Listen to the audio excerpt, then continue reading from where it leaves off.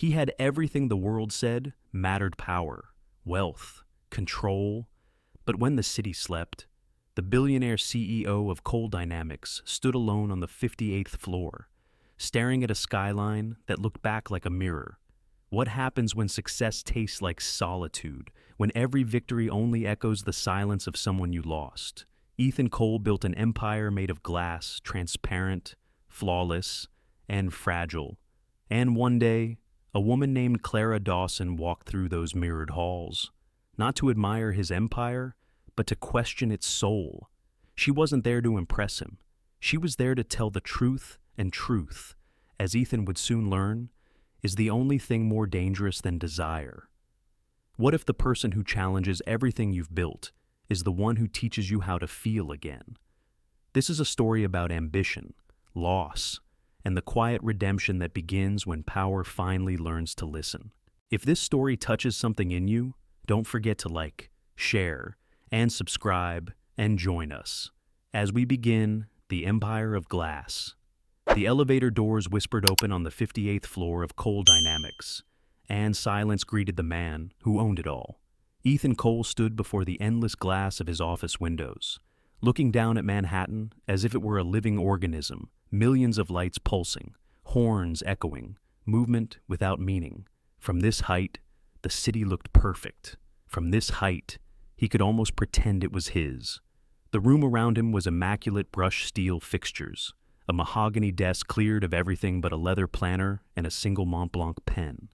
The faint hum of the air conditioning filled the gaps that conversation never did. Success had a sound. He once thought quiet, expensive, and lonely. He touched the cool glass with the back of his fingers. Below, tiny yellow cabs crawled through the evening traffic, their roofs reflecting the city's late autumn glow. 58 floors, he thought. 58 floors of control. For years, Ethan had measured his life in metrics: quarterly growth, market share, acquisition targets. He built Coal Dynamics from a risky startup into a national empire. Articles called him the man who never blinked. Competitors called him ice in a suit. And yet, tonight, staring at the skyline, all he could feel was the faint tremor beneath his ribs, that persistent reminder that even empires have cracks.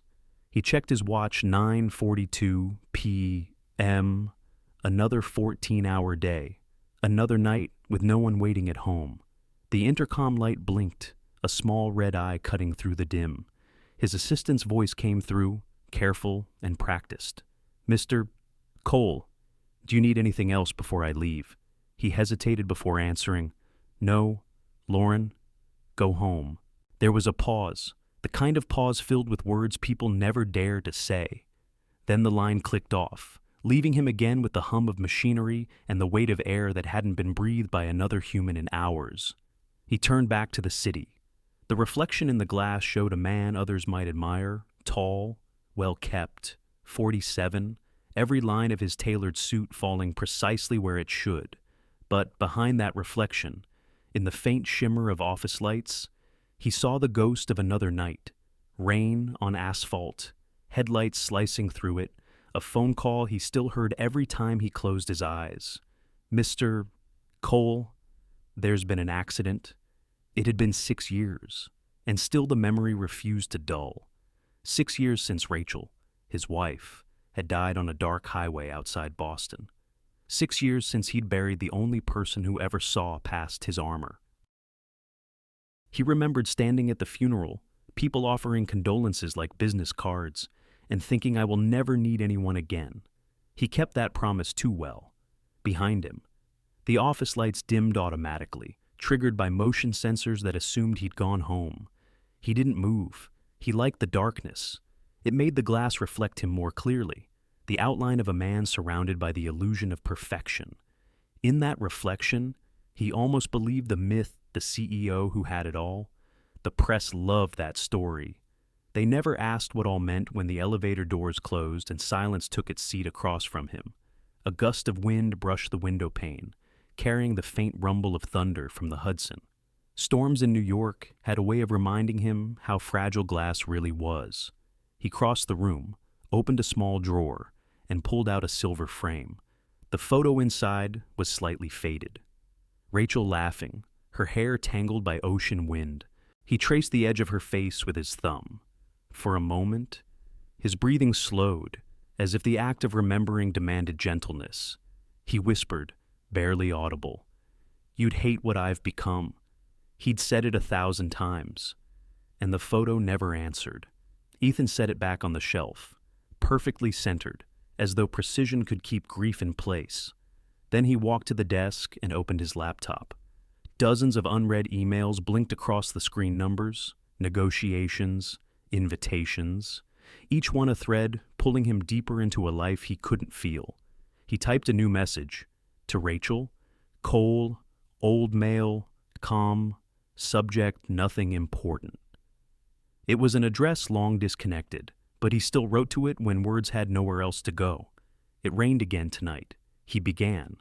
"You always said the city looked softer in the rain. Maybe that's why I stay late. The reflections hide the cracks. The board wants expansion into Asia next quarter. They think growth is the answer to everything. I can't tell them it feels like drowning." He stopped, staring at the blinking cursor. Then he deleted the message, as he always did. The digital clock on his desk changed to 10:20. He loosened his tie, the silk whispering against his collar. The sound felt intimate in a room built for distance. He leaned back, letting the chair creak, a rare imperfection in an otherwise silent empire. Success that tastes like solitude. The phrase came to him often now, like a headline he couldn't escape. The more he achieved, the less he belonged anywhere outside these walls. Somewhere far below. The janitorial staff began their quiet rounds, vacuums humming like distant bees. For them, the building was work. For him, it was all that was left. He stood again by the window, letting the city's glow paint faint silver across his features. A helicopter crossed the skyline, a red light blinking in rhythmic defiance of gravity. He envied it, that small, defiant thing daring to move in the storm. In the glass, his reflection seemed older than 47. He raised a hand, half expecting to see the outline of Rachel beside him. But there was only the man he'd built, efficient, admired, utterly alone. He whispered once more, voice low, paced for the microphone of memory. "Tomorrow, I'll hire someone new. Maybe this time, I won't scare them away." The city answered with a roll of thunder, and for a fleeting second, it almost sounded like laughter. Ethan Cole turned off the lights, leaving the 58th floor in darkness, save for the heartbeat glow of the city below, a reminder that even empires made of glass can shatter, one silent night at a time. The morning sun spilled through the panoramic glass walls of Cole Dynamics, scattering golden reflections across polished floors. The city was waking, its noise muffled by the height of the 58th floor. Ethan Cole sat at the end of a long conference table, his posture impeccable, a porcelain cup of black coffee untouched beside him. He had already met 5 candidates that morning, all equally forgettable. Their smiles rehearsed, their compliments textbook. Each one had tried to flatter him, to mirror his tone, to fit the invisible mold they believed he demanded. None of them noticed that he stopped listening after the first 5 minutes. He checked his watch. 10:42 only one interview left. The HR manager peeked in. "Mr. Cole, your final candidate, Clara Dawson." Ethan nodded without looking up. "Send her in." The door opened quietly. Clara stepped in, late 20s, modest gray suit, hair tied back, carrying a thin leather folder. There was nothing remarkable about her appearance, but something about the way she stood steady, unhurried, made the air shift slightly. "Good morning, Mr. Cole," she said, her voice calm, unembellished. "Morning," he replied, motioning to the chair across from him. "Let's make this brief." She sat, placed her folder neatly before her, and looked him straight in the eyes. Most people avoided that. "You've had quite a resume," Ethan began. "Teaching background, administrative work, and 2 years consulting for a nonprofit.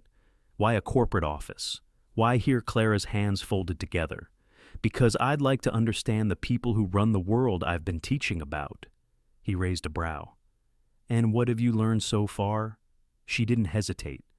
That leadership is often mistaken for dominance, and efficiency for empathy. Her words landed like a small, clean stone breaking the surface of still water.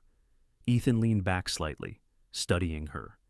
You realize, he said slowly, that's not the kind of thing most people say to the person interviewing them. Maybe that's why you never remember their names, she replied, matter of fact.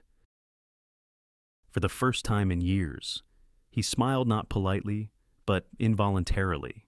He reached for the folder she'd placed on the table and flipped it open. Her cover letter was one page, minimal. At the bottom, a handwritten line caught his eye. I believe truth can be efficient too. It just takes more courage. He looked up. You wrote this line yourself. Yes? You think courage belongs in a company like this? I think it should. But I'm not naive. I also know it usually doesn't. Silence. Long enough for the faint hum of the air conditioning to reclaim the room. Ethan steepled his fingers. Tell me, Ms. Dawson, what's wrong with how this company operates? It was a trap question. He asked it often, a test of diplomacy. Every other candidate had dodged it. Clara didn't. The employees are afraid of you, she said simply. They respect you. Yes. But fear takes more energy to maintain than trust. That's not sustainable. Her tone wasn't insolent. It was observant, almost gentle. Afraid, he repeated, masking his surprise with amusement. And you're not? I haven't worked for you yet. He let out a short breath, something between a laugh and disbelief. You have nerve, Ms. Dawson?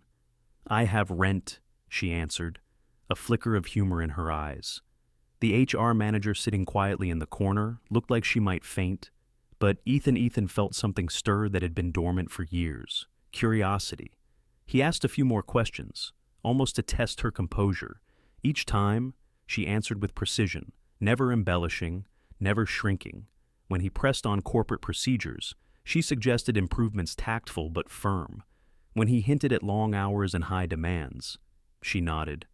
I used to grade papers until 2 a.m. Hard work doesn't scare me. Hypocrisy does. Her voice carried a calm weight, the kind that filled silence rather than broke it. He studied her face. There was no desperation there. No attempt to impress, just a steady honesty that felt out of place in a building full of ambition. Finally, he leaned back. You know, Ms. Dawson, people usually try to convince me how perfect they'd be for this job. I'm not perfect, she said, but I'm honest, and sometimes that's more useful. He looked down at her file again, though he already knew he wouldn't read another word of it. A pause long enough for a small shift in the air to occur, that invisible recognition between two very different kinds of solitude. What would you do, he asked quietly, if you found out the person you worked for wasn't the man you expected? She tilted her head, considering. I'd decide whether the truth made him better or worse, and then I'd stay or I'd leave. Her calmness unnerved him. Most people sought his approval. She sought his integrity. He stood, extending his hand. You'll start Monday. Her brows lifted slightly. That's it, he said, almost smiling. HR will handle the paperwork. She rose, shook his hand. Her grip was firm, unhesitant. Thank you, Mr. Cole. Clara, he said, her name unfamiliar but oddly grounding. You'll report directly to me. She nodded once and turned to leave. At the door, she paused. Sir, if I may go ahead, you should keep a plant in here. It's too perfect. Perfect things die fast. The door clicked shut behind her, leaving him in the echo of his own reflection again. Ethan stared at the empty chair across from him, the one she'd occupied, and for the first time in years. He didn't feel entirely alone. He didn't understand it. But he knew one thing, she wasn't like the others. He looked at the polished glass table, saw his reflection softened by the morning light, and whispered just enough for the quiet to hear. maybe perfection isn't what people need from me. Maybe they just need to know I'm human. And somewhere in the distance, the city answered with a sound not thunder this time, but a soft gust of wind, brushing against the glass like a breath of something new. Monday arrived with a thin veil of spring fog that softened the Manhattan skyline. The 58th floor of Cole Dynamics gleamed under fluorescent order desks, aligned, glass spotless, every surface sterile enough to reflect the faint hum of precision. And then, Clara Dawson walked in. Her presence was quiet but disarming, like sunlight slipping past closed blinds. She wore simple navy slacks, a white blouse, and an expression that didn't bend under expectation. Ethan Cole noticed her from his office the way one might notice a change in air pressure, subtle, but undeniable. At exactly 8 o'clock, she appeared at his doorway. "Good morning, Mr. Cole. I've reviewed your schedule for the week. There are 3 meetings that overlap with internal reviews. I've adjusted them and sent notes to your assistant for confirmation." He blinked. "You've been here less than an hour. It didn't take long to notice the problem," she said, setting the updated agenda on his desk. Then she was gone, her footsteps soft against the marble floor. He stared after her, half impressed, half irritated. Control was his native language, but she spoke it fluently, without effort. By Wednesday, the office had begun to shift in subtle ways. A broken copier that had lingered for months was suddenly repaired. The reception desk finally had clear signage for visiting clients. The break room, once a graveyard of mismatched mugs, was now orderly labeled, clean, somehow peaceful. No one claimed credit, but everyone knew who was behind it. Ethan noticed the difference too. Meetings ran smoother, reports arrived organized, annotated, even color-coded. The chaos he'd learned to tolerate, the kind that made him feel necessary, was vanishing quietly. And though he'd never admit it, it unsettled him. Thursday afternoon, he stepped out of a conference call that had tested every shred of his patience. The board wanted more expansion, more growth, more everything. He loosened his tie, rubbed the bridge of his nose, and walked to his office. The smell of coffee greeted him warm, familiar, grounding. Clara stood beside his desk, setting down a porcelain cup. "Thought you might need this," she said. He sat, grateful for the moment of normalcy, and took a sip, then paused. The coffee was wrong, too sweet, too creamy. Rachel used to make it that way. He hadn't tasted it since the night before the accident. A flicker of something sharp passed behind his eyes. "Who told you to make it like this?" His tone was clipped, colder than he intended. Clara froze. "No one. I thought you looked like you needed something a little softer." "I don't need soft, Ms. Dawson," he said, placing the cup down hard enough for the saucer to rattle. "I need consistency." She met his gaze without flinching. "Maybe perfection isn't what people need from you, Mr. Cole." Her voice was calm, not defensive. "Maybe they just need to know you're human." The words struck like a quiet chord in an empty cathedral. He stared at her. Really stared, as though seeing her for the first time. No one talked to him that way. Not in 6 years. Not since Rachel. The silence between them stretched, weighted and electric. He wanted to say something, anything but language suddenly felt inadequate. Finally, he exhaled, the tension in his shoulders easing slightly. "You're very direct, Ms. Dawson." "Only when it's necessary," she said softly. "Would you like me to make another cup?"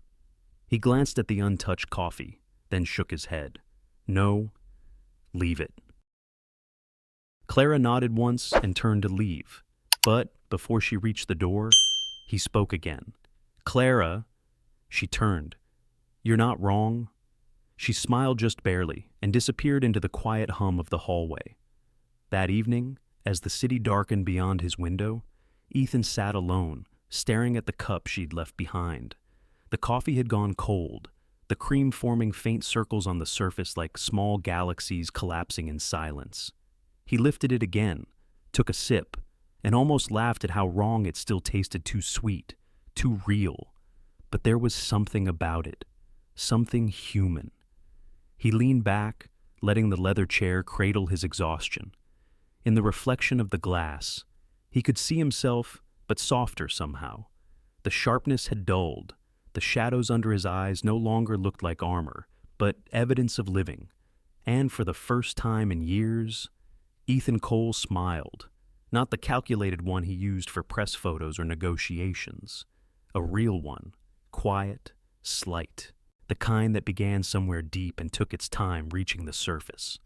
He wondered what Rachel would have thought of Clara, the woman who spoke truth without cruelty, who seemed immune to intimidation.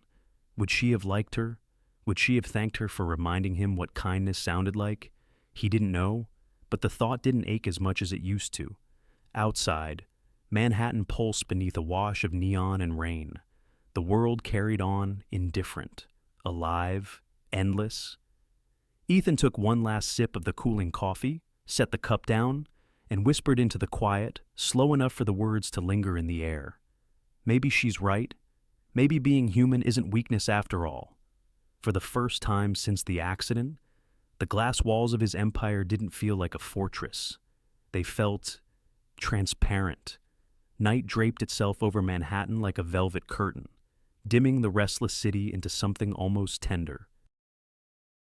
The 58th floor of Cole Dynamics glowed faintly, one office light still burning long after everyone else had gone home. Ethan Cole sat at his desk, jacket off, sleeves rolled up, staring at the half-written email glowing on his screen. To Rachel. Cole, old male. Calm, subject, nothing important. He'd been typing the same message for almost an hour. Words backspaced, retyped, deleted again. Outside, rain tapped against the windows, steady and patient, as if the world itself were keeping him company. He leaned back, rubbing his temples, feeling the fatigue settle deep behind his eyes. Then a soft knock. Mr. Cole. Clara's voice. He glanced toward the doorway. She stood there, hesitant, a manila folder tucked under her arm. I didn't mean to interrupt, she said softly. The janitor said you were still here. You're working late too, he replied. Old habits. Teachers don't really learn to go home on time. A faint smile tugged at his lips. What do you need? She stepped closer, placing the folder on his desk. Monthly expense reports. You'd asked for them by morning. Ethan nodded but didn't reach for the file. His screen was still glowing, the cursor blinking against the unsent message. Clara's eyes caught it, just a glimpse of the recipient address before he quickly closed the window. Silence stretched between them, fragile and full of questions. She hesitated, then said quietly, You write to her, don't you? He froze. Excuse me, your wife, she continued gently. I saw the address. I'm sorry. I shouldn't have. For a moment, he said nothing. The hum of the air conditioning filled the void. Then, slowly, he exhaled. It's not what it looks like. It looks like grief, she said. And that's not something you have to explain. Her words disarmed him. No pity, no curiosity, just understanding. He leaned forward, elbows on the desk. His voice, when it came, was low, almost reverent. She died 6 years ago. Car accident on the I-95. I was in a meeting when it happened. A merger call I thought couldn't wait. The admission hung in the air like a confession. I missed her last call, he added after a long pause. By the time I called back, it was too late. Clara didn't speak right away. She simply sat in the chair across from him, folding her hands, giving space for silence to breathe. When she finally spoke, her voice carried the kind of softness that only comes from understanding loss firsthand. You still talk to her through those emails? He nodded. It's stupid. I know. No, it's human, she said. He looked up, and for a brief moment, the armor slipped. The air between them felt alive, fragile, almost sacred. Do you ever stop feeling guilty? He asked quietly. She hesitated. Then, for the first time, she let her own walls down. My sister? Emily, she began, her gaze distant. She was 23, got sick rare autoimmune thing. We fought for months to get her approved for treatment, but the insurance kept delaying, denying, filing paperwork that didn't matter to anyone but them. Her voice trembled slightly, the kind of tremor that comes from restraint, not weakness. By the time they finally approved it, it was too late. She died 3 days before the hospital called. Ethan's chest tightened. Clara, that's why I left teaching, she continued, because I realized systems fail. People not because they're broken, but because the people running them forget they're human. He absorbed her words in silence. The truth of them hit something raw inside him, a mirror held to his own reflection. That's why you came here, he said slowly, to try to fix it from the inside. She nodded, or at least to understand it. The office felt different now, less like a monument, more like a confession booth. Rain streaked the glass behind them, city lights blurring into watercolor smears. Ethan spoke again, quieter this time. I've spent years building systems that don't break, but I never thought about the people who live inside them. Then maybe it's time to start, she said gently. He looked at her, really looked. The calm steadiness in her eyes, the quiet conviction. There was no performance there, no calculation, just presence. Does it ever stop hurting? He asked. Clara shook her head. No, but it changes. Grief becomes a language you learn to live with. Some days it whispers, some days it screams, but it never leaves you. He sat back, letting the words settle. The hum of the office filled the space again, softer now, like the sound of a held breath. Emily, he repeated quietly. That was her name. Yes, Rachel, he said, almost to himself. That was mine. Their eyes met across the desk. Two people connected, not by romance, but by shared fracture. And for the first time, Ethan didn't feel the urge to hide his pain behind efficiency. Clara rose to leave, but paused at the door. Mr. Cole, she said softly. You don't have to keep deleting those emails. He looked up, confused. Maybe you're not writing to her, she continued. Maybe you're writing to the part of yourself that still remembers how to love. The words landed like a quiet benediction. She turned and walked out, leaving the office dim but no longer cold. Ethan stared at the closed door, her voice echoing in his mind. Then he reopened his laptop, restored the draft he'd almost deleted, and typed one more line. It rained again tonight. Rachel. But someone reminded me that rain doesn't always mean sadness. Sometimes it just means the world is still alive. He hit save, not send, save. Outside. The storm began to clear, the clouds parting to reveal faint traces of moonlight. And on the 58th floor, surrounded by glass and silence, Ethan Cole realized something he hadn't felt in years. He wasn't the only one learning how to be human again. By mid-May, Cole Dynamics was humming with the familiar noise of ambition. Phones ringing, shoes clicking, the endless churn of progress measured in spreadsheets and slogans. But beneath the polished order, something darker was brewing. Clara Dawson found it first. She had been combing through internal memos, double-checking marketing proposals for Ethan Cole's upcoming presentation. The company's new PR initiative, titled Your Future, Secured, was set to launch within weeks, a bold campaign promising customers transparency and safety in investment services. The phrasing was perfect, almost too perfect. Then she found the footnotes, the kind most people skipped, buried deep in a shared drive, numbers that didn't add up. Customer metrics spun like cotton candy. Claims of guaranteed protection that no product could legally offer. Her stomach turned. She printed the documents, her hands trembling just enough for the paper to rattle. When Ethan arrived that morning, she was already waiting outside his office. Mr. Cole, she said, her voice calm but urgent. We need to talk about the PR campaign. He glanced up from his phone. What about it? It's misleading, she said bluntly. Borderline unethical? The words stopped him mid-step. He looked at her. Really looked the way a teacher studies a student who's about to challenge the textbook. You're sure?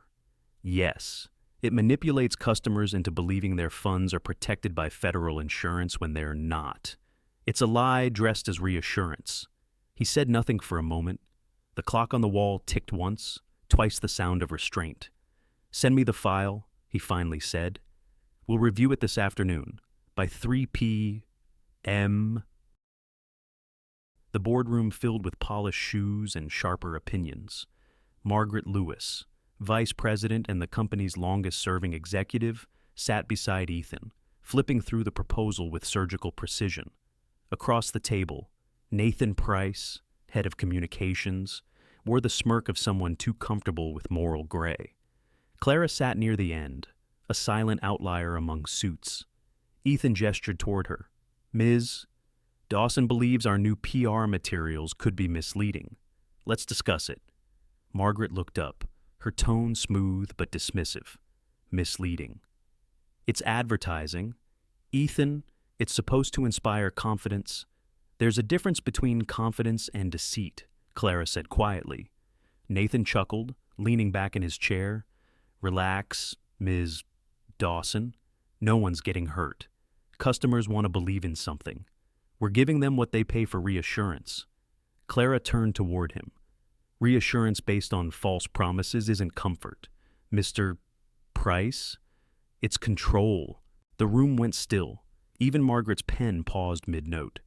Ethan's expression didn't change, but his eyes flickered the smallest sign that something inside him had shifted. Nathan, he said evenly. How much of the messaging could be adjusted without compromising the campaign's integrity? Adjusted. Nathan scoffed. If we water it down, we lose the emotional hook. People don't buy facts, they buy stories. Clara leaned forward. Then tell a better story, one that doesn't need to lie. Nathan's smirk faded. You've been here, 6 weeks, and you're telling us how to run a billion-dollar company. Margaret stepped in, her voice firm, motherly in its reprimand. Clara, you're new here. I admire your conviction. But there are things you don't yet understand. Corporate responsibility is a balance, not a crusade. Clara held her gaze. With respect, Mrs. Lewis, I don't believe truth needs balancing. Ethan's hand rested against his chin, eyes moving between them. He said nothing, but the tension in his jaw betrayed him. Margaret sighed, setting the folder down.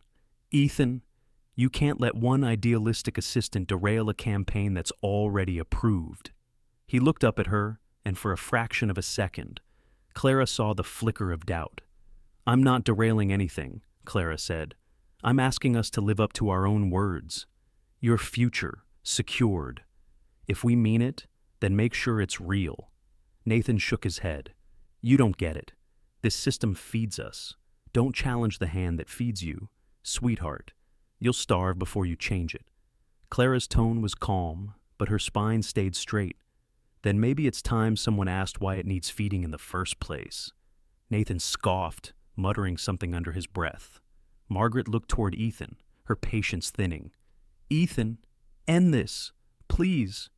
He leaned back, eyes distant, fingers steepled beneath his chin. The air in the room grew heavier with each second of silence. Finally, he spoke softly, but with authority. We'll postpone the campaign. I'll review the materials myself. Nathan's jaw dropped. What? We're 2 weeks from launch? Then 2 weeks won't kill us, Ethan said. But a lie might. Margaret's face softened, half proud, half wary. You're changing. Ethan, she murmured. Maybe, he replied. Maybe I should have changed a long time ago. After the meeting, Clara lingered near the elevator, files clutched in her arms. When the doors opened, Ethan stepped in beside her. The ride down was silent until he finally spoke. You were brave today. No, she said quietly. I was terrified. I just decided it wasn't a good enough reason to stay quiet. He looked at her. Really looked the way someone studies a truth they didn't expect to hear. Most people wouldn't risk it, he said. Most people forget that silence is also a risk, she replied. The elevator dinged, the doors slid open. Before stepping out, Ethan said one more thing almost to himself. Don't ever lose that fire. Clara, the world will try to put it out. She met his gaze, steady and unflinching. Then I'll light something bigger. He almost smiled, not the rehearsed kind, but one born of recognition. As the doors closed behind her, Ethan stood alone inside the elevator, watching his reflection blur against the metal walls. For the first time, the man staring back didn't look invincible. He looked awake. It started with a whisper, as most poison does. By Monday morning, the air and coal dynamics had changed. It wasn't something one could see, but everyone felt it, a subtle tightening in conversation, a flicker of eyes when Clara Dawson passed in the hallway. The rumors began in the break room, carried on coffee steam and lowered voices. She's always in his office. They say he stays late when she does. You don't get that kind of access unless there's something else going on. No one ever said her name aloud in front of her, but Clara heard enough fragments to piece together the story being told. The new secretary, they said, was seducing the CEO. Nathan Price was behind it, though no one could prove it. A few leaked internal memos. A photo snapped through a glass wall, at an unfortunate angle, Ethan and Clara reviewing documents, standing close, heads bent over the same page. In the right context, it was professionalism. In the wrong hands, it was scandal. Nathan's version of the story spread fast, whispered at elevators, texted between departments, folded neatly into gossip disguised as concern. And just like that, Clara's quiet competence became fuel for suspicion. By Wednesday, she stopped eating lunch in the cafeteria. Her desk drawers became a sanctuary somewhere to hide behind the illusion of work. She avoided Ethan's office whenever she could, dropping documents off through his assistant instead of facing him directly. When he called, she kept her tone clipped, professional, distant. He noticed the space between them, once filled with unspoken warmth and trust, now pulsed with avoidance. That afternoon, Ethan caught a fragment of conversation outside the boardroom, two employees laughing softly near the vending machines. Guess honesty really does pay off. If you're sleeping with the boss, sure. Their laughter broke something in him. He stepped out of the doorway, and their faces drained of color. Is that how we speak about people here? His voice was quiet, too quiet. The men stammered, muttering apologies, but he didn't wait to hear them. He walked straight to his office, fury tightening in his chest. He slammed the door harder than he intended. The sound echoed through the glass corridors like thunder. Clara was inside, startled, holding a report. Mr. Cole. Who told them, he demanded. She blinked. Told who what? The staff. About us. About... He stopped. The word us tasting strange on his tongue. Her expression shifted, hurt first, then anger. You think I told them? No, he said quickly. Then, quieter. I don't know what to think anymore. She stepped back, shoulders stiffening. So, you do believe there's something to tell? The silence that followed was heavy, too heavy, for two people who once shared laughter over a cup of coffee. Ethan ran a hand through his hair, exhaling. I'm sorry. These rumors. They're everywhere. Nathan's stirring things up, and I can't control it. You shouldn't have to control it, she said. You just have to not believe it. Her voice was soft, but cutting disappointment woven through every syllable.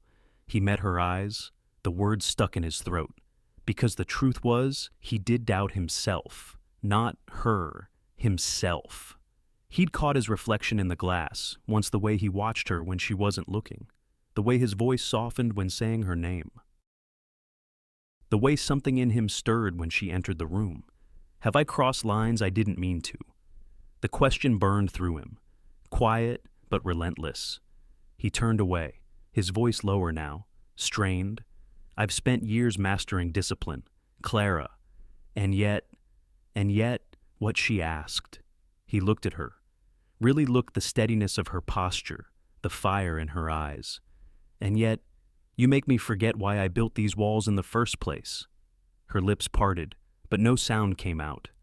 Outside, the wind pressed against the glass, the sound of pressure threatening to break containment. Clara gathered the papers from his desk, stacking them neatly. "Whatever this is, Mr. Cole, it's making both of us small, and I won't be small."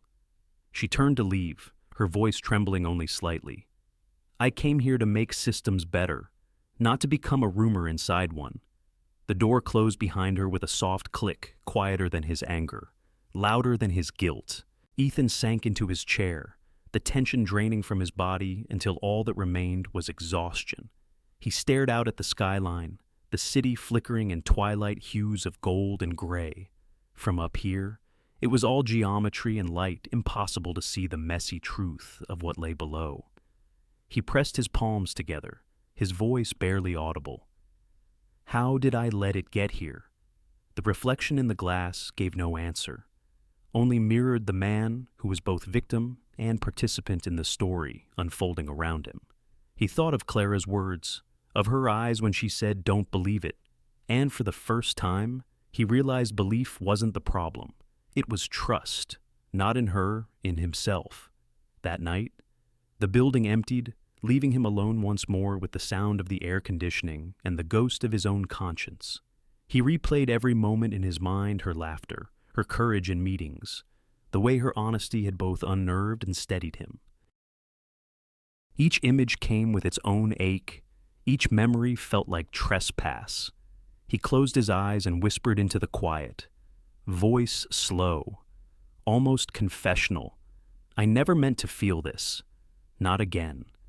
The words drifted through the room, dissolving into the low hum of the city beyond.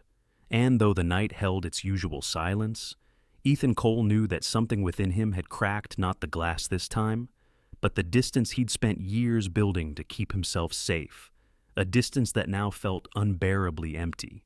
It began with a headline, the secretary behind Cole's success, the photo beneath it grainy, stolen through the glass walls of Cole Dynamics, showed Ethan Cole and Clara Dawson leaning over a conference table, faces close. Laughter caught mid-frame. The caption read, "Insiders say the billionaire CEO's new secretary is more than just an assistant." By dawn, the article had spread like wildfire across financial blogs, industry forums, and social media feeds. The story had everything the world loved: power, scandal, and a woman to blame. When Ethan arrived at the office, cameras already waited outside the building. He ignored the shouted questions, pushing through the revolving doors into the lobby. The receptionist looked up, nervous. "Mr. Cole, the board has called an emergency meeting, 11 a.m." He didn't ask why. He already knew. At 10:55, he entered the boardroom. The air was heavy, expensive suits, folded hands, a conference table that suddenly felt like a courtroom. Margaret Lewis sat at the far end, her expression unreadable. Nathan Price stood beside the digital display, pretending calm, though Ethan could see the flicker of triumph in his eyes. Margaret began, "Ethan, we're facing a serious situation. The article has gone viral. Investors are calling. HR has received multiple inquiries about your relationship with Ms. Dawson." Ethan's voice stayed low, controlled. "Relationship. We need to address perception," she said carefully. "An internal review is already underway. The optics, he cut in, sharper now. You think this is about optics?" Nathan cleared his throat. "It's about trust. Ethan, the company's reputation is at stake. A CEO involved with a subordinate, it raises questions of integrity." Ethan's jaw tightened. "You know that's not true." Nathan shrugged. "Truth doesn't trend. Stories do." The silence that followed was suffocating. Finally, Margaret spoke again, voice steady but heavy with resignation. "Ethan, until the investigation is complete, the board has agreed to place Ms. Dawson on administrative leave." His hands clenched on the table. "You can't be serious." "It's protocol," she said softly. "It's cowardice," he shot back. Nathan raised his brows. Careful. Ethan, this isn't personal. Ethan stood, the movement slow but deliberate. Everything about this is personal when people's lives are being destroyed by lies. When he left the meeting, the hallways felt colder than ever. He found Clara at her desk, packing her things into a small box. Her face was pale but calm, the kind of calm that comes from exhaustion beyond anger. He closed the door behind him. Clara, I just came from the board. This isn't, I know, she interrupted softly. They told me, suspension with pay, effective immediately. He exhaled, frustrated. You've done nothing wrong. That's not what matters right now. It matters to me. She looked up, meeting his eyes steady, clear, heartbreakingly composed. Don't defend me, Mr. Cole. Defend what's right. The words stopped him. She continued, her tone quiet but resolute. If you make this about me, they'll win. But if you make it about integrity, about truth, they'll have to face themselves. He wanted to tell her that truth didn't survive in boardrooms, that systems protected themselves. But something in her voice, the same strength that had once challenged him in interviews, made him believe otherwise. Clara, they're using you to reach me. Then make it not worth the reach, she said.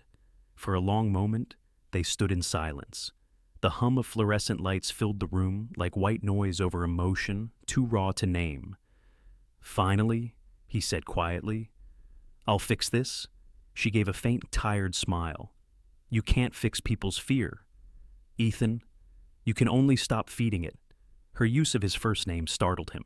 It carried weight trust, perhaps, or finality. Where will you go? He asked. Home, she said, and maybe to see the ocean. It's been a long time since I let myself breathe. He wanted to stop her, to offer protection, to say the words he didn't dare name, but she was already gathering her things, her movement slow but determined. At the doorway, she turned back. For what it's worth, I don't regret working here, even now, especially now, because for a moment, I believed change was possible.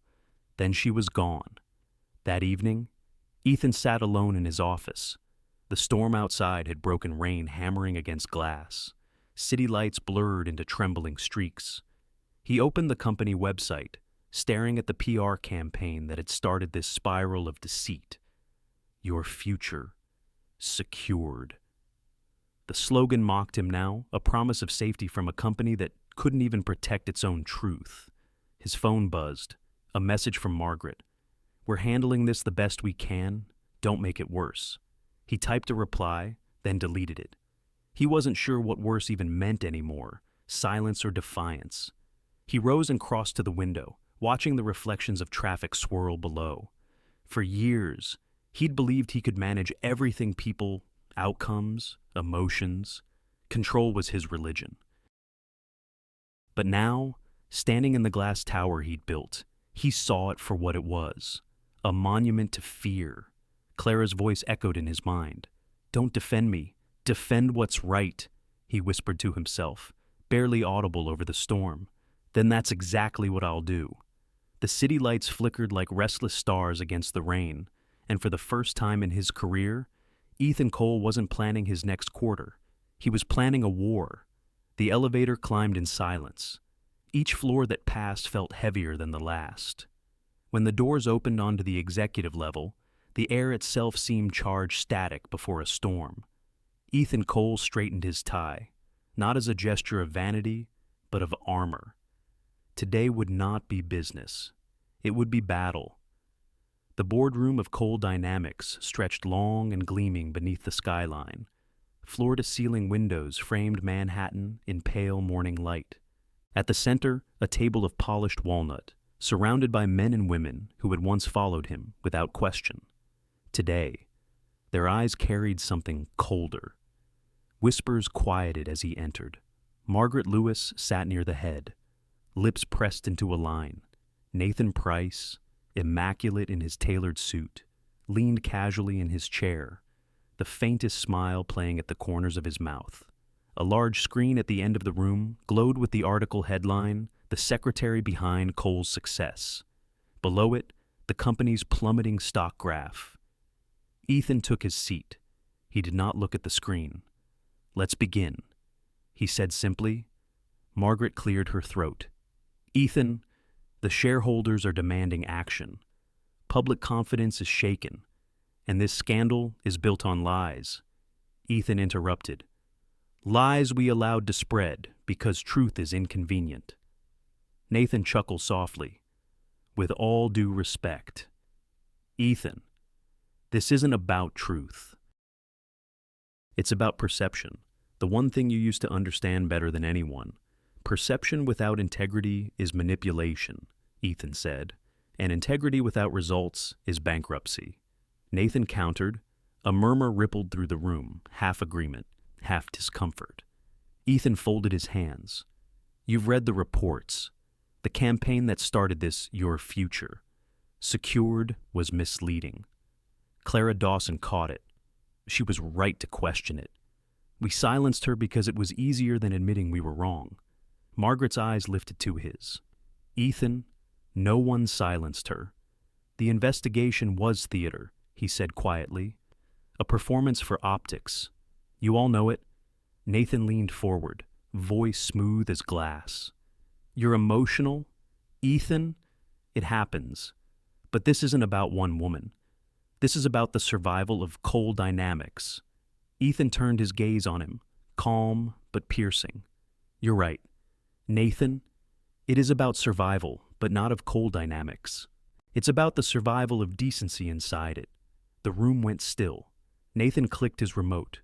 The screen behind him changed to a slide labeled Internal Review Findings. "Since you're so concerned with truth," he said, "let's discuss facts. Ms. Dawson accessed confidential marketing data without clearance. She corresponded with lower management about internal ethics protocols. That's insubordination." A few board members shifted uncomfortably. Ethan didn't move. "She did her job." "Her job," Nathan snapped, "was to take notes and schedule meetings, not undermine leadership." Ethan's voice stayed calm, but the temperature of it dropped. When leadership needs undermining, that's when you find out who's truly loyal, not to the company, but to its soul. Nathan laughed, low and bitter. "Soul. Don't kid yourself. This is a corporation, not a church." "Then maybe it's time we remember which one has the better reputation," Ethan replied. Margaret interjected, voice trembling slightly. "Gentlemen, please. This isn't helping." Ethan looked around the table at faces that had once trusted him, now guarded, afraid. "You all built this company with me.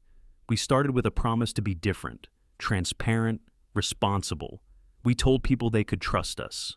Somewhere along the way, we stopped earning that trust." He reached into his briefcase and placed a folder on the table. Inside are the figures from the last quarter.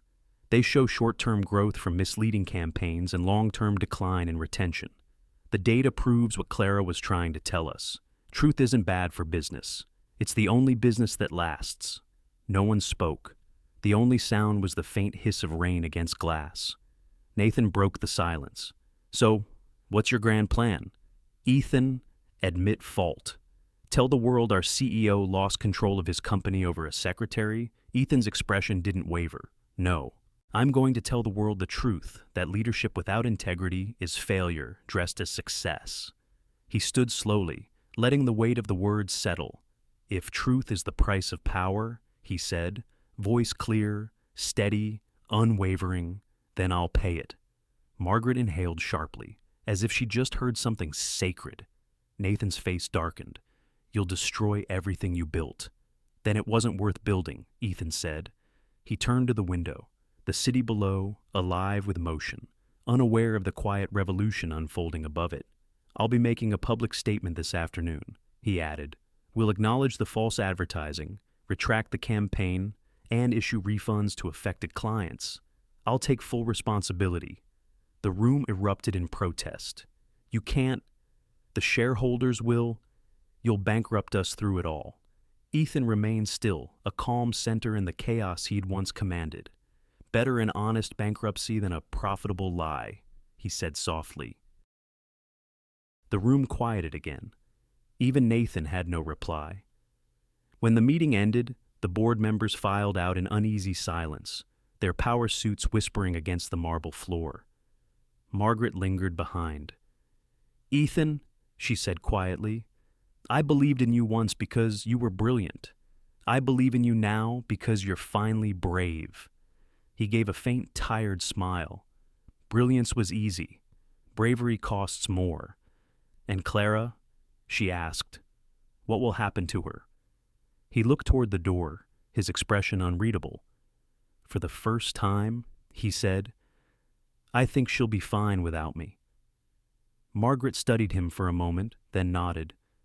"The board's divided, you know. Then maybe there's hope." Ethan replied. As he stepped out of the boardroom, the city beyond the glass burned gold under the setting sun.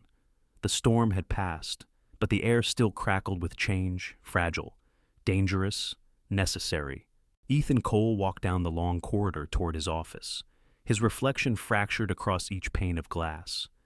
Not the image of a CEO anymore, but of a man who had finally chosen which kind of power was worth keeping. The decision came at dawn, a single email, cold, impersonal, and efficient, the kind of message that destroys lives with corporate politeness. Subject: interim leadership. Appointment: body. Effective immediately. The board has voted to place Ethan Cole on administrative leave pending formal review. Margaret Lewis will serve as acting CEO. No signature, no farewell, just policy. By 9 a.m. The news had broken. Cole Dynamics parts ways, with CEO amid scandal. Investors respond to leadership. Shakeup. Was the billionaire too human for his own empire? The headlines blurred together, each one a different version of the same truth. Ethan Cole had fallen. In the hours that followed, his office emptied. Security escorted him through the lobby quietly, respectfully, like a man attending his own funeral. Employees looked up from their screens, some curious, some sympathetic, most afraid. No one spoke. No one ever speaks when power collapses. Outside, the sky hung low over Manhattan, thick with rain. He stepped into the waiting car, the sound of the door closing sealing him away from the world he had ruled. That evening, he stood in his penthouse alone. The city stretched below, lights flickering like distant fires. The silence was immense, so deep it almost hummed. He poured a glass of scotch and didn't drink it. He walked from room to room, finding ghosts in the spaces they used to fill. A suit jacket still draped over the back of a chair, a half-read book on the nightstand, a photo on the piano. His wife, smiling, hair windblown, eyes alive. He touched the frame gently. "When the noise stops," he whispered, "truth finally speaks." His voice barely carried in the stillness. And truth, when it came, was cruelly simple. He had built everything to forget one thing the night she died. The memory surfaced slowly, like something long submerged rising through black water. A rain-slick road, headlights cutting through the dark, an argument, voices raised, then silence. He had told her he needed to return to the office. She had said she was tired of being second to his ambition. He remembered the sound of the door closing, the echo of her heels on marble, the flash of taillights fading into the storm. And then the call. A car overturned near the bridge. A drunk driver. A life ended before dawn. He had arrived too late, police lights reflecting off the wet pavement. Rain mixing with tears he never admitted were tears. He had buried her on a Tuesday. By Wednesday, he was back at work. By Friday, he had removed her photo from his desk, not because he stopped loving her, but because he couldn't bear to look. The world called it strength. It wasn't strength. It was survival. He built Cole Dynamics like a fortress against grief. Every policy, every glass wall, every late-night decision, an act of defiance against feeling. Control was his religion. Perfection, his shield. Silence, his punishment. But now, standing in the hollow of his empire's aftermath, he understood what Clara had seen all along. Perfection wasn't what people needed from him. They just needed to know he was human. He sank into the sofa, exhaustion dragging at him. The city lights blurred behind rain-soaked windows.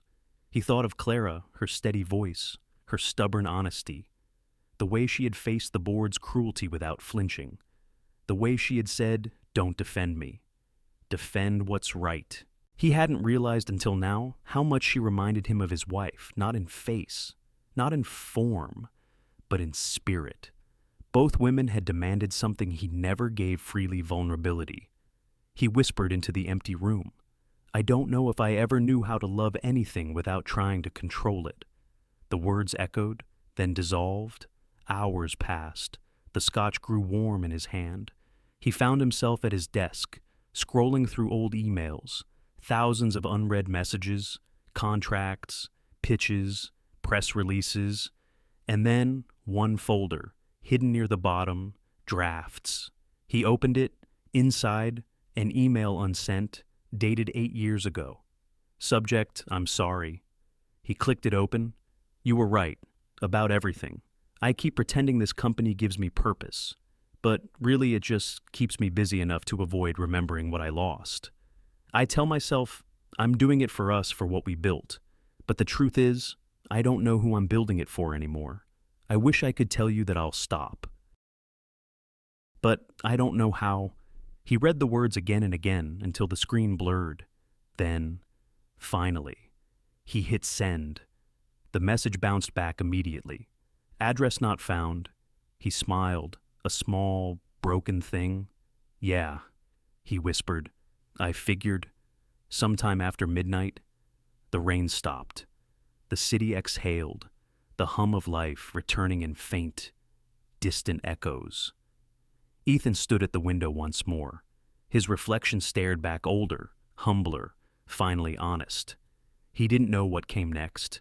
He didn't know if he'd ever rebuild, or if Clara would forgive him, or if redemption was even possible for a man who had mistaken control for care. But for the first time in years, he didn't fear not knowing. The world outside moved on, indifferent and infinite.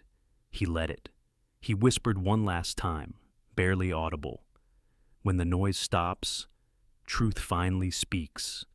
And in that moment of silence, for the first time since the night he lost everything, Ethan Cole listened and forgave himself for surviving. Night draped itself over the city like an old, familiar grief. From his penthouse window, Ethan Cole watched the skyline pulse with distant lights alive, untouchable, indifferent. The world was moving on, and for the first time, he knew he had to let it. He sat at his desk, the same desk where he had once built empires, negotiated futures, controlled destinies. Now, it was only wood and silence. He opened his laptop. The cursor blinked, waiting. Subject 1, last letter. He stared at the blank screen, fingers hovering above the keyboard, and then slowly he began to type. Rachel. It's been 8 years since I last wrote to you. I used to think silence was strength, that not speaking meant control, but silence is just a slower form of dying, isn't it? I kept building things, walls, companies, reputations, all made of glass, transparent from the outside, hollow from within. Every deal, every decision, was a way to prove I was still in control of the world that took you from me. But control isn't love. It's fear wearing a suit. You once told me that the hardest part of loving someone strong is realizing they're also fragile. I didn't understand then. I thought strength meant never breaking. Now I see it means learning how to break gracefully. I met someone recently. Her name is Clara. She reminds me of you, not in how she looks or speaks, but in how she believes in truth, even when it hurts. She said something I can't forget. Maybe perfection isn't what people need from you. Maybe they just need to know you're human. She's right. Rachel, you were right too. I spent years chasing immortality in headlines, but all I ever wanted was to be human again. I'm not asking for forgiveness, not from you, not from the world, maybe not even from myself. I just need to say goodbye the right way this time, not in the rain, not at a graveside, but here, in words. The only thing I ever truly controlled. If love is the act of seeing someone completely flaws, fears, and all, then I loved you more than I ever knew how to show. And maybe, somehow, that's enough. Good night, Rachel. Thank you for teaching me how to feel, even if it took losing you to learn it. Ethan, he sat back, staring at the words until the letters blurred into light. It wasn't perfect, it wasn't eloquent, it was honest, and that was something new. For a long time, he didn't move. Then, almost as an afterthought, he opened the to field. He typed one address, Clara, Dawson's Outlook, calm. He hesitated, not to seek absolution but to share something real, without pretense. Then he pressed send, across the city. The rain had returned soft, steady, forgiving. In a small apartment in Brooklyn, Clara Dawson sat curled on her couch, laptop open beside a half-empty cup of tea gone cold. She had been reading job postings all evening, trying to convince herself that moving on was progress. When the email arrived, she almost ignored it until she saw the name. Ethan Cole. Her heart stuttered. For a moment, she thought it must be a mistake, some formal message about the investigation, or a legal disclaimer. But the subject line stopped her. One last letter. She opened it, and as she read, the room changed. The hum of the refrigerator faded. The city outside disappeared. The only sound left was her breathing, uneven, fragile, real. Each word carried weight, not as an apology, but as a confession. She read it once, then again, and by the third time, the tears came, not loud, not dramatic, just quiet surrender, the kind that shakes the breath, but not the body. When she reached the line, I met someone recently. Her name is Clara. She stopped. Her chest ached, a strange mixture of warmth and grief. He wasn't declaring love, he was admitting truth. And somehow, that meant more. She closed the laptop gently, as though the letter were something sacred. The room felt smaller now, softer.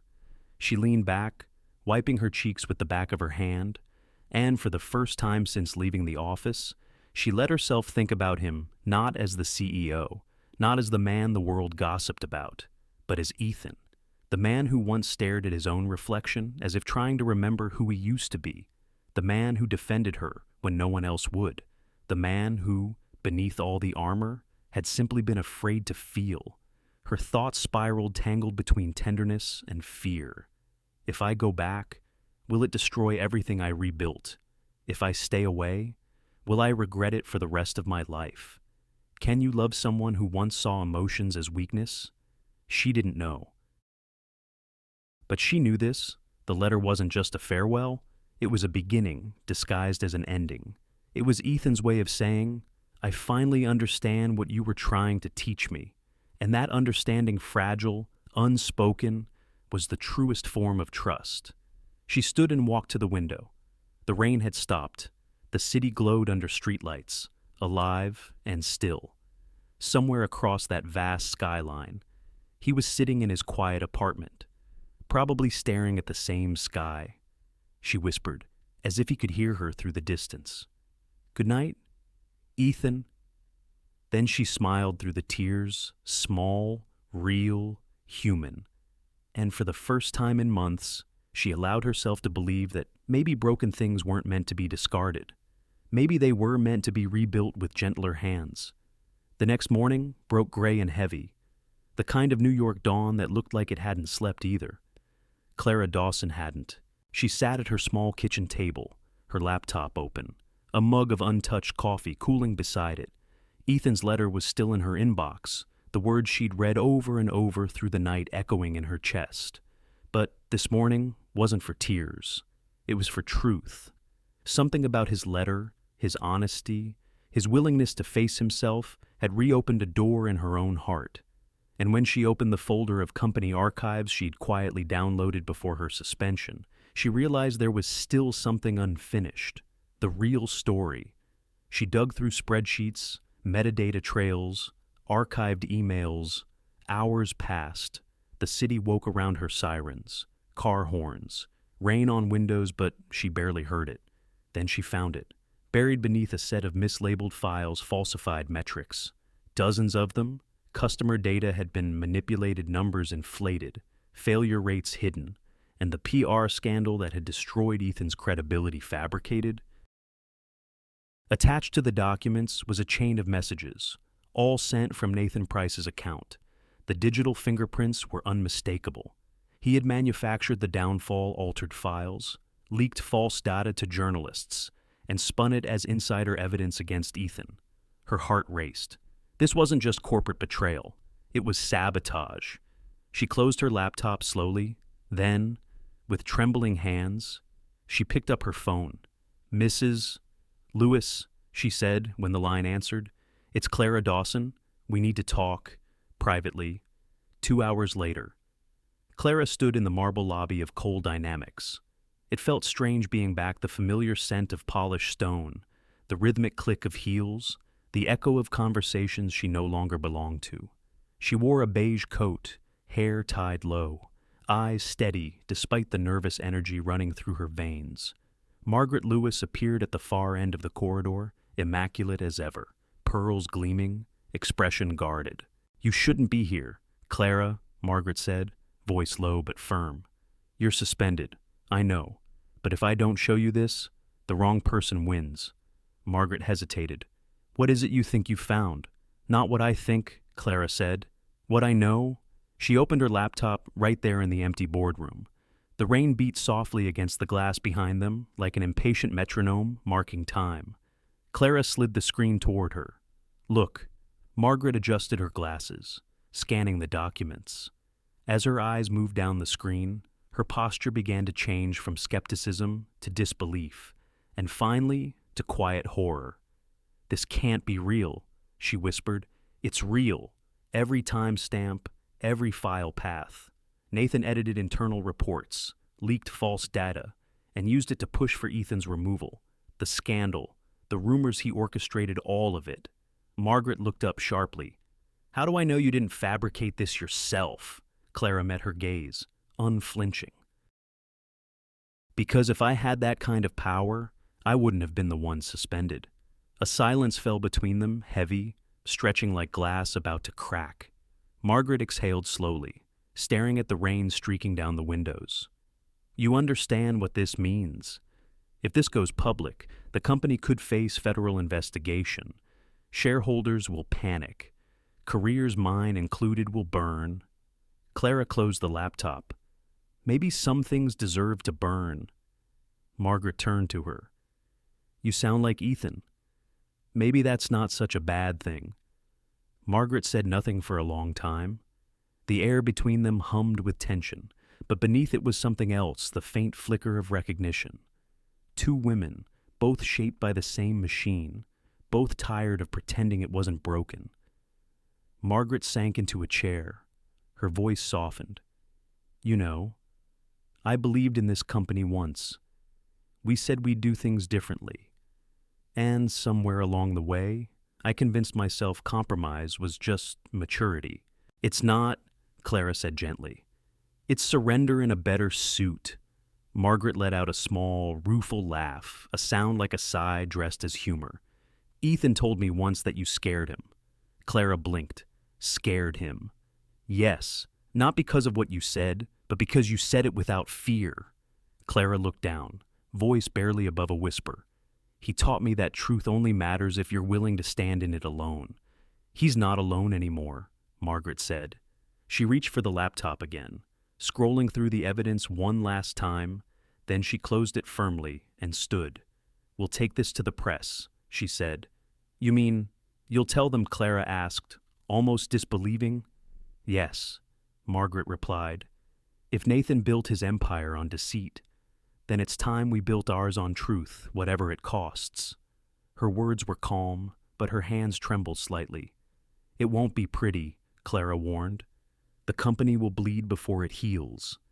"Then let it," Margaret said. "Better to bleed than rot." They left the boardroom together, two silhouettes reflected in the glass, moving side by side down the hallway that once belonged entirely to men like Nathan Price. The storm outside had thickened, lightning flashing faintly beyond the skyline. As they reached the elevator, Margaret paused. "Clara," she said quietly, "you didn't have to come back. You could have walked away." Clara smiled faintly. "I tried, but truth has a way of following me home." The elevator doors opened with a soft chime. Margaret stepped inside, laptop clutched like a weapon. "Let's finish what Ethan started," she said. The doors closed. Hours later, in the newsroom of a major financial network, an encrypted file hit the editor's inbox. No sender name, no subject line, only a single message attached, for those who still care what honesty looks like. Across the city, Ethan Cole sat alone at his desk, unaware. His phone buzzed once, a message from an unknown number. "Check the news at midnight." He frowned. No signature. But somehow, he already knew who it was. And for the first time since his fall, hope felt like something he could touch. The storm broke just before dawn. Rain lashed against glass. Wind howled between skyscrapers, and then, as suddenly as it came, the city fell still. By sunrise, the truth had spread. The exposé hit every major outlet across the country. Coal Dynamics whistleblower reveals internal corruption. Former CEO wrongly accused, new evidence points to corporate sabotage. Within hours, Nathan Price's name was everywhere. His emails, his falsified data, his smear campaign, all of it laid bare. He was escorted out of the Coal Dynamics building at 8:15 a.m., coat half on, face pale, cameras flashing like judgment. The empire he tried to control had finally turned its gaze on him. When the board convened later that morning, the air felt different, stripped of pretense. Margaret Lewis, no longer acting but deciding, opened the meeting with a quiet statement. "We were wrong." Silence, then murmurs. "We forgot that leadership isn't about who stands tallest in the room." She continued, "It's about who dares to kneel before the truth." And then she said the words that sent a tremor through the room. "I've asked Ethan Cole to return." The motion passed without debate, not out of generosity, but guilt. By noon, Ethan was back. No cameras, no ceremony.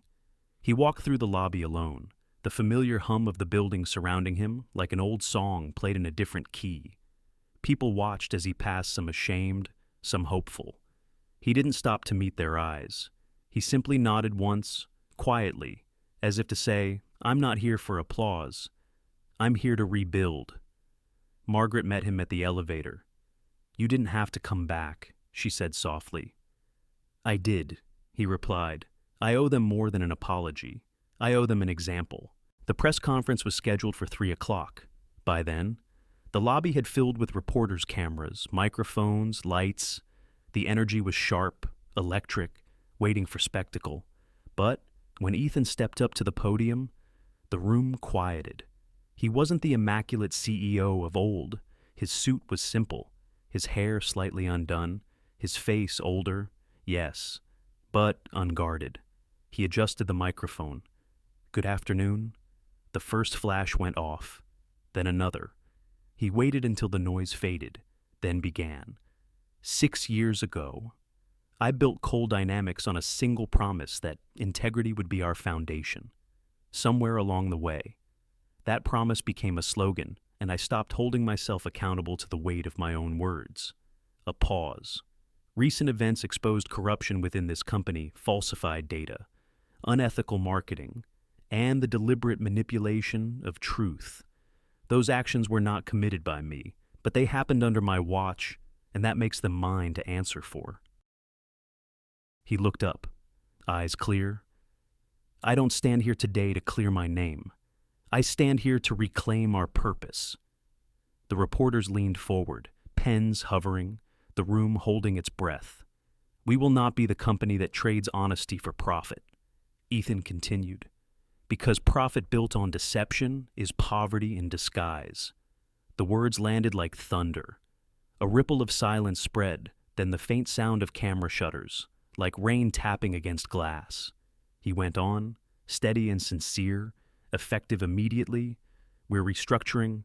Our new model will be what I call human-centered business. one that measures success not just in dollars, but in dignity. Every decision, every campaign, every leader will be accountable to transparency. He paused again, letting the stillness breathe. There will be losses, the stock may fall, but integrity, once lost, is harder to recover than money. And I'd rather lead a smaller company that tells the truth than a giant one that lies beautifully. A few reporters exchanged glances, not skepticism this time, but quiet respect. To our employees, Ethan added, those who doubted, those who stayed, and those who dared to speak thank you. You reminded me that leadership is not about power, but presence, about showing up, even when you failed. He stepped back from the podium. No applause, no spectacle, just the soft hum of the air conditioning, and the collective realization that something rare had just happened. A man in power choosing humility over defense. That night, the headlines changed again. Coal Dynamics CEO returns, promises radical transparency. Profit built on deception is poverty in disguise. Ethan Cole's words resonate nationwide. Social media buzzed not with scandal, but with admiration. People weren't mocking him anymore. They were quoting him. The company's stock dipped sharply at closing, then began to rise again, slowly, steadily, as investors recognized something money couldn't fake: trust. At sunset, Ethan stood on the building's rooftop terrace alone, but not lonely. The wind carried the city's pulse upward sirens, laughter, the hum of a world that refused to stop moving. Margaret joined him, 2 cups of coffee in hand. "You could have stayed gone," she said. "I almost did," he admitted, "but the truth doesn't wait for comfort." She handed him a cup. The boards divided. He smiled faintly. "Good. Division means we're finally arguing about something real." Margaret studied him, then said softly, "You know, I used to think strength meant never bending, but you've shown me it's about bending without breaking." He looked out at the city, eyes reflecting the last streaks of orange and gold. "We bend," he said, "because we're human. That's the only part worth saving." Later, when the lights of Manhattan shimmered below like constellations, he opened his phone and drafted a short message. To Clara Dawson, subject, "Today. You once told me truth takes courage. Thank you for lending me yours." He didn't wait for a reply. He just pressed send, smiled to himself, and whispered into the wind, "Redemption doesn't erase the past. It just teaches you how to walk through it with your eyes open." And for the first time in a very long time, Ethan Cole felt the weight of power lift, replaced by something lighter, truer, and infinitely more human. The river looked different in late afternoon, quieter, slower, as if it too were recovering from a storm. The sky over the Hudson hung low and pale, streaked with soft gold where the sun was trying to break through. Ethan Cole sat by the window of a small cafe tucked beneath the bridge, the kind of place where nobody cared about titles, headlines, or the shape of yesterday's failures. He hadn't called ahead. He didn't even know if she'd come. On the table before him sat 2 cups of coffee, one black, untouched, one lightened with cream. He remembered. When the door finally opened, a bell chimed softly. Clara Dawson stepped in, hair windblown, coat damp from drizzle, eyes calm but searching. For a long moment, neither spoke. The space between them was filled only by the low hum of the espresso machine and the faint rhythm of rain against glass. Then Ethan rose, offering a faint smile. "I wasn't sure you'd come." "Neither was I," she said, removing her gloves. "But curiosity wins more often than pride." He gestured to the seat across from him. "I ordered for you. You remembered some things stay," he said quietly. She looked down at the cup, pale coffee swirling with steam, then back at him.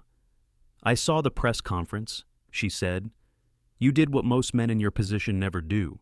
Lose everything publicly," he asked. A small smile touched, for a while. They just sat there, letting silence do what words could not. The Hudson moved steadily behind them, slow currents catching the last light of day. Finally, Ethan spoke. His voice was softer now, stripped of the weight it once carried. I thought about what you said that day about perfection and humanity, about how people don't need me to be flawless. They just need me to be real. He paused, fingers tracing the rim of his cup. I spent so many years being afraid. Clara.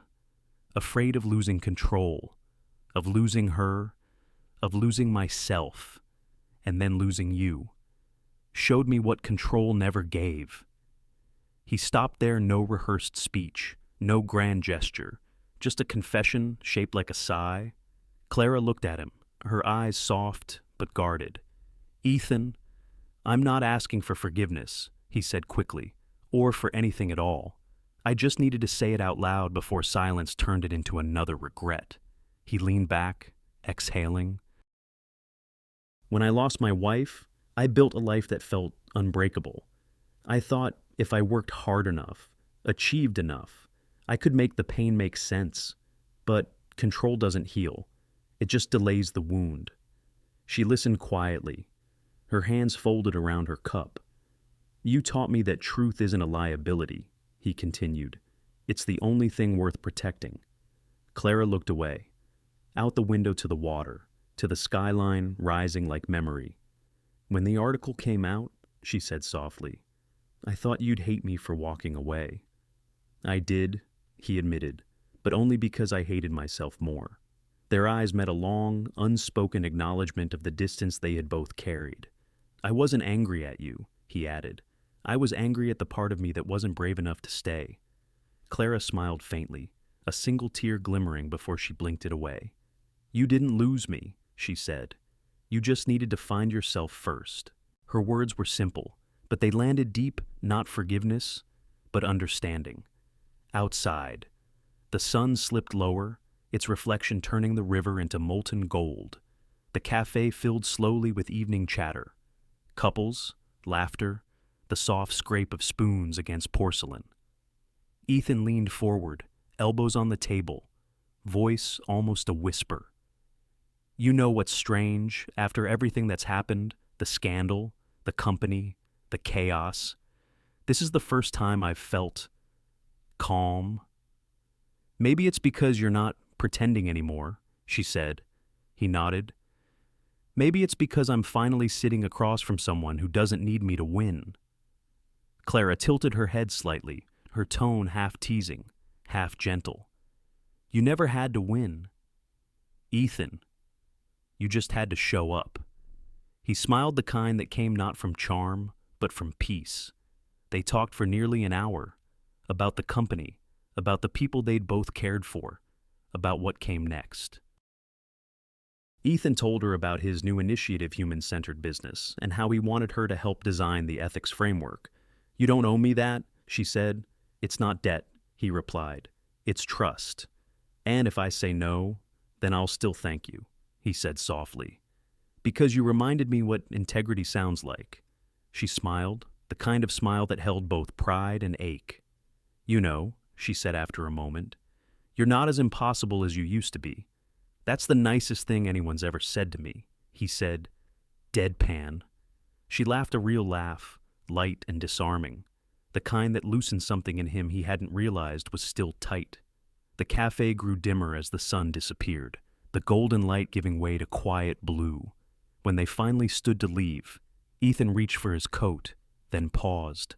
Clara, he said softly, I don't know where this goes us, or whatever this is, but I know this much. I want to keep building something that doesn't break when people are honest. She looked at him, steady and kind. Then start with that, she said. Start with honesty, and let the rest follow. He nodded. Thank you, he said. For what? For showing up, he answered, echoing her words. They walked out together into the cool evening. The city glowed faintly across the river, each light reflecting in the moving water like small promises. At the corner, their paths split, her train one way, his car the other. Clara turned back once, smiling. Good night, Mr. Cole, he smiled too. Good night, Ms. Dawson. And then she was gone, swallowed into the rhythm of the city.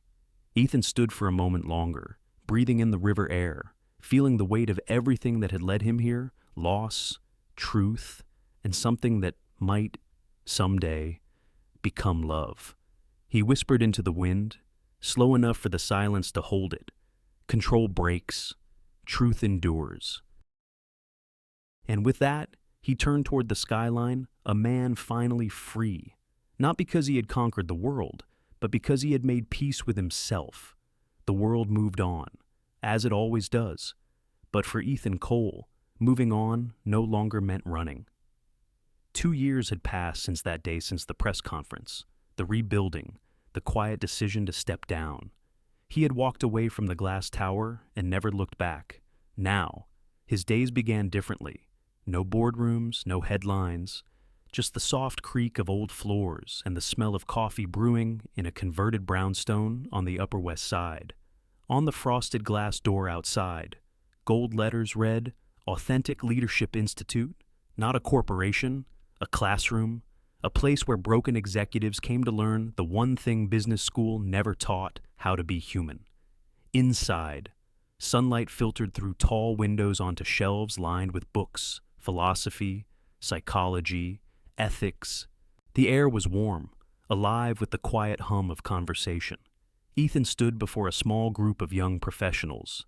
No suit jacket, sleeves rolled up, voice calm but certain. Leadership isn't about control, he said. It's about trust, the rarest currency we have. Once you lose it, every profit margin in the world means nothing. The students listened, pens still, attention fixed. He smiled faintly. I used to think strength meant never showing fear. Now I know it means never hiding from truth. A murmur of approval moved through the room. Someone clapped softly. Ethan raised a hand. Don't applaud me, he said gently. Applaud yourselves for showing up to learn something most people spend their lives avoiding. He dismissed the class with a nod. When the door closed, the quiet felt like peace, not absence. He walked to the window, looking out at the street below. The world looked smaller now, and somehow kinder. Meanwhile, across the city and across an entirely different rhythm of life, Clara Dawson was writing her own chapter. The Ethics in Enterprise Foundation, which she had founded 18 months earlier, had become a national conversation. Her mission was simple but radical, to bring ethical education back into business schools and corporations that had forgotten what responsibility sounded like. Her days were long, her travel frequent, but her work was honest, and so was she. People now called her the voice of conscience in American business. She never liked the title. She preferred to think of herself as a teacher who never stopped learning. Sometimes, late at night in hotel rooms, she'd think of Ethan, of his quiet humor, his relentless introspection. She didn't miss the chaos that once surrounded them, but she missed the stillness that existed between them. That unspoken understanding, two souls who had both survived their own pride. That spring, they were both invited to speak at a leadership conference in Washington. D.C., the theme integrity and the future of capitalism. Ethan arrived early. He never liked crowds, but he respected the cause. He sat near the back of the main hall, listening as the morning speakers debated numbers, projections, charts that promised a better world measured in percentages. He smiled faintly to himself. Some lessons take longer to reach the surface. At noon, the moderator took the stage. Our next session, she announced, features a woman whose work is reshaping how we define success, Ms. Clara Dawson. Ethan's head lifted. The applause was immediate, genuine. Clara walked onto the stage, poised, grounded, her voice clear and warm. We spend billions teaching young leaders how to grow profit, she began, but very little teaching them how to grow character. My foundation exists because of one simple truth: when power loses empathy, humanity loses trust. Her words carried easily across the room, steady and graceful. She wasn't performing. She was sharing. Ethan listened, his chest tightening not with regret, but pride. When she spoke about the responsibility of leadership, he heard echoes of the conversations they once had about truth, courage, imperfection. At one point, she paused, eyes scanning the crowd, and for a fleeting moment they met his. The room fell away, no sound, no movement, just recognition, the kind that doesn't need history explained. She didn't falter. She smiled, continued speaking, but her voice softened ever so slightly as if addressing him and the audience all at once. Integrity isn't a strategy, she said. It's a relationship between what we believe and what we do when no one's watching. When the session ended, the applause rose like rain on rooftops. Ethan didn't join in. He just sat there, still, letting her words settle. Later that afternoon, in the quiet corner of the hotel garden, Clara stood alone by the reflecting pool. The cherry trees were in bloom, their petals falling into the water, drifting, dissolving. Ethan approached slowly, hands in pockets. "You were brilliant up there," he said softly. She turned, a hint of surprise, but not shock. "You came?" "Would have been rude not to," he said. "You were quoting half of my material." She smiled. "Only the good parts." They both laughed, quiet, natural, the kind that needed no explanation.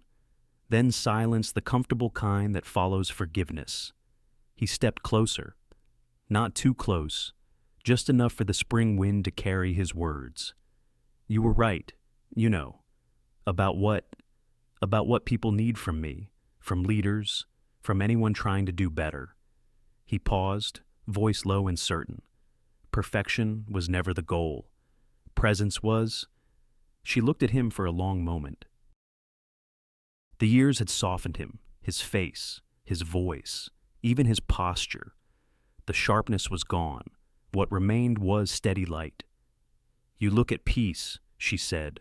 "I am," he replied, finally. They both turned toward the river beyond the garden, the same Hudson they had once sat beside. Two different people carrying the same ache. Now, there was no ache, only memory, gentled by time. "You know," Clara said, "I used to think closure meant ending something. And now I think it means learning how to keep walking with it without pain." He smiled, eyes warm. "Then I guess we've both learned." A breeze moved through the garden, scattering petals across the path. One landed on her shoulder. He reached out, brushed it away gently, his hand lingering for just a heartbeat. No promises, no unfinished words. Just the quiet certainty of two people who had already said everything that needed saying. They stood there, watching the river move slow, constant, alive. And when she finally spoke, her voice was almost a whisper. "It's funny how peace doesn't announce itself. It just arrives, one morning, and never leaves."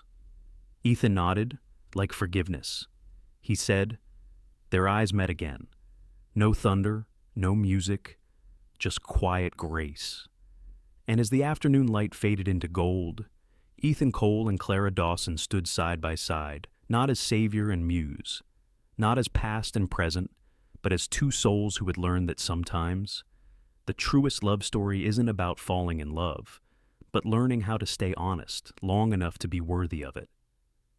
It arrived on a Tuesday. The envelope was cream-colored, thick, and hand-addressed in looping cursive that neither Ethan nor Clara had seen in years. No return label, no corporate insignia, just a name written with quiet authority, Margaret Lewis. It was postmarked from Maine, a small coastal town where Margaret had retired 6 months earlier, trading conference rooms for ocean tides. Inside were 2 letters, folded neatly, each bearing their names, and a third sheet handwritten, not printed, meant for them both. Clara was the first to read hers. She sat in her office surrounded by stacks of research proposals, the city afternoon golden and soft against the window glass. Ethan read his copy hours later, at his institute, where the scent of coffee and chalk dust lingered like memory. But the words were the same. "Dear Ethan and Clara." I wasn't sure I should write. People our age, especially those who've lived their lives in boardrooms, tend to believe the story ends once we retire. But lately, I've realized something: stories never end. They only change narrators. I've been following both of your work, the conferences, the articles, the way people now speak about ethics as though it's something tangible again. And I smile, because I remember when those words were just fragile ideas whispered in closed offices. Ideas that the world told you would never survive the marketplace. You proved them wrong. Clara leaned back in her chair, smiling through the soft ache of nostalgia. She could hear Margaret's voice in every line, sharp, dry, but always kind underneath. She turned the page. I've watched companies adopt your human-centered philosophy. Ethan, I've seen young leaders quoting your lectures about courage and transparency. And Clara, I've watched your foundation teach an entire generation that business without empathy is just machinery wearing a suit. Do you realize what that means? You didn't destroy the system. You just reminded it to feel again. The words stopped both of them. Ethan set the letter down, eyes unfocused, as if reading beyond the ink. He remembered the boardroom, the tension, the war of words, the fear. He remembered Margaret's hand trembling slightly the day she stood up to defend him.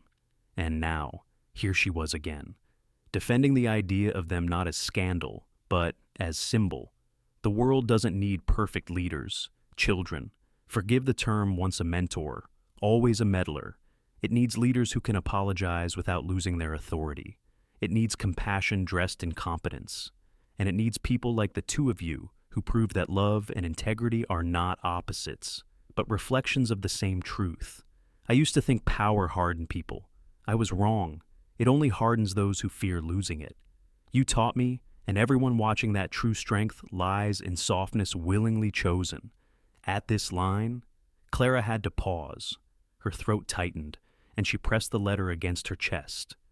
Outside her window, children's laughter rose from the park below, light, unfiltered, unguarded. For a moment, she thought of how far they had all come, from glass towers to grounded truths, from guarded ambition to quiet grace. As for me, I've traded quarterly reports for tide schedules. Every morning, I walk along the coast and think about legacy. Not the kind you leave in buildings or balance sheets, but the kind you leave in people.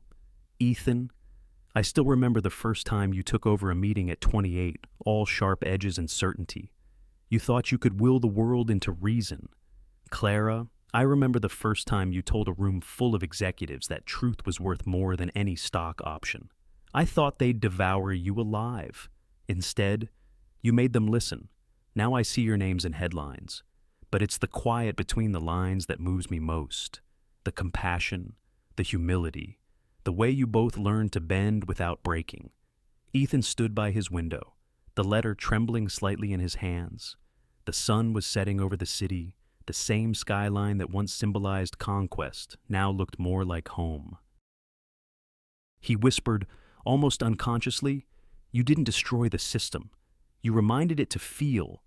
The phrase lingered in the air, half blessing, half benediction.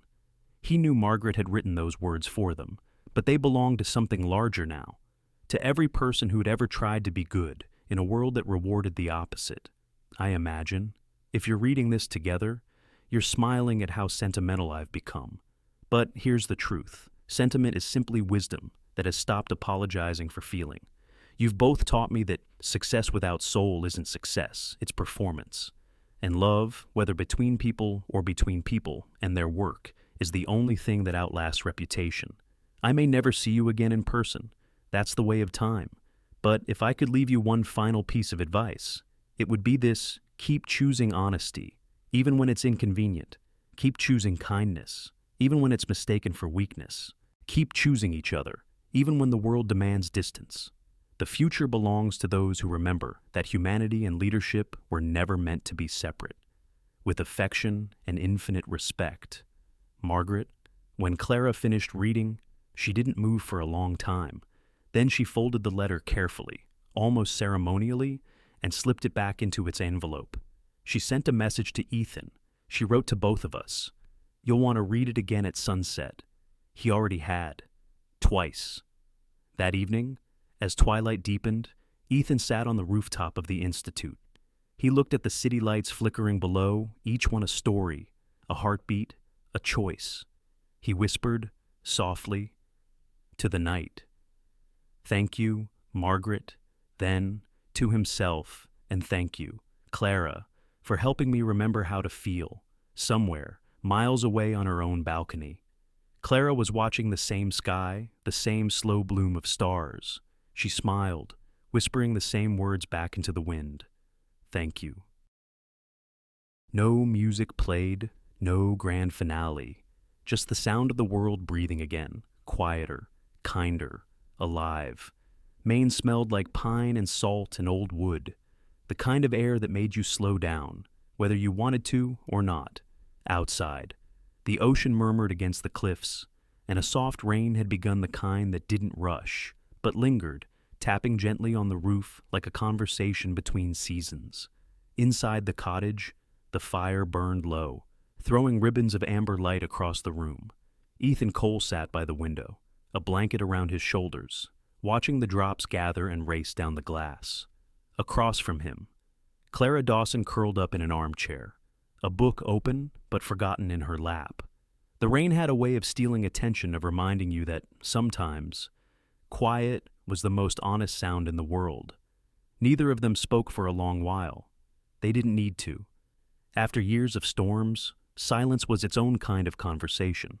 The cottage was Margaret's once she had left it to them in her will. A note had come with the deed, for the ones who taught me that peace isn't retirement, it's rebirth. So, they came here every spring, not to escape the world, but to listen to it differently. The Institute ran fine without Ethan's daily hand now, guided by students who had once been lost in the same illusions he'd lived by. Clara's foundation had merged with several universities, shaping curricula that blended ethics and empathy, business and heart, finally learning to coexist. But here, in Maine, none of that mattered. Here, they were just Ethan and Clara, two people, after everything, learning how to simply be. Clara leaned her head against the chair, eyes half closed. "Do you ever miss it?" she asked softly. Ethan turned toward her. Miss what? The noise, the chase, the weight of always having to be the one in control. He smiled faintly. Sometimes. But then I hear this. He gestured toward the window. The rain had grown steadier, the drops drumming like a heartbeat against the panes, and I remember that control never sounded this peaceful. Clara chuckled quietly. That's because peace doesn't need an audience. He nodded, his gaze distant. No, it just needs permission. She rose and crossed to him, sitting beside him on the window seat. Outside, the horizon blurred sea and sky blending into one seamless gray. For a moment, they simply watched it, the rain softening the edges of everything. You know, Clara said, I used to think the future had to be clear. That uncertainty meant failure. And now, he asked. She smiled, resting her head on his shoulder. Now, I think the future just needs to be honest. He laughed under his breath, a quiet, contented sound. That's the difference between you and me. You always needed honesty. I always needed redemption. Maybe they're the same thing, she said.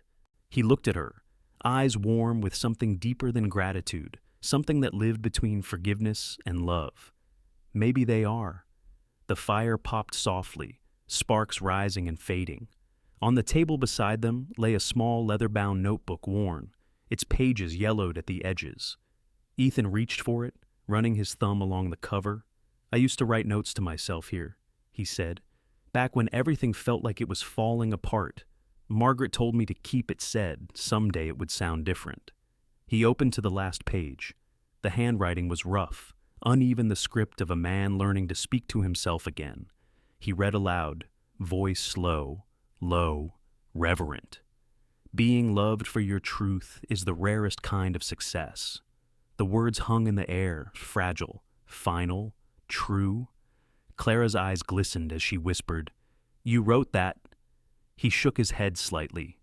No, Margaret did. On the last page after I gave her the book to read years ago. I didn't notice until after she passed. She smiled, tears slipping down her cheeks, but not from sadness.